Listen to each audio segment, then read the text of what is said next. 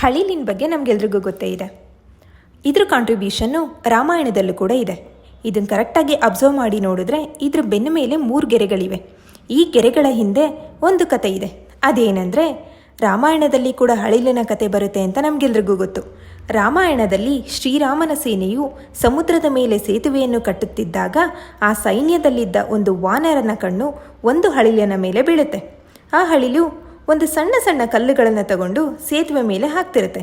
ಇದನ್ನು ನೋಡಿದ ವಾನರ ನಗುತ್ತಾ ಆ ಹಳಿಲಿಗೆ ಟೀಕೆ ಮಾಡ್ತಾ ಹೇಳುತ್ತೆ, ಏ ಪುಟ್ಟ ಹಳಿಲೆ, ನೀನು ಇಲ್ಲಿಂದ ಹೊರಟು ಹೋಗು, ಇಲ್ಲ ಅಂದರೆ ಕಲ್ಲುಗಳ ಮಧ್ಯೆ ನೀನು ಸಿಕ್ಕಿ ಸತ್ತೋಗ್ತೀಯಾ ಅಂತ ಹೇಳುತ್ತೆ.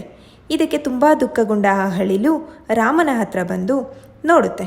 ಇದನ್ನು ಕಂಡ ರಾಮ ತನ್ನ ಸೇನೆ ಹತ್ರ ಹೋಗಿ ಹೇಳ್ತಾರೆ, ಈ ಸಮುದ್ರದಲ್ಲಿ ದೊಡ್ಡ ದೊಡ್ಡ ಕಲ್ಲುಗಳ ನಡುವೆ ಇರುವ ಸಣ್ಣ ಸಣ್ಣ ಗ್ಯಾಪ್ನಿಂದ ಸೇತುವೆ ದುರ್ಬಲವಾಗುತ್ತೆ. ಇದರಿಂದ ಆ ಹಳಿಲು ಗ್ಯಾಪನ್ನು ಮುಚ್ಚುತ್ತಿದೆ ಅಂತ ಹೇಳಿ ಶ್ರೀರಾಮ ಆ ಹಳಿಲನ್ನು ತನ್ನ ಕೈಯಲ್ಲಿ ಹಿಡ್ಕೊಂಡು ಅದರ ಬೆನ್ನ ಮೇಲೆ 3 ಗೆರೆಗಳನ್ನು ಎಳಿತಾರೆ. ಈ ಗುರುತುಗಳನ್ನು ಈಗಲೂ ಹಳಿಲಿನ ಬೆನ್ನ ಮೇಲೆ ನಾವುಗಳೆಲ್ಲರೂ ಕೂಡ ಕಾಣ್ಬೋದು.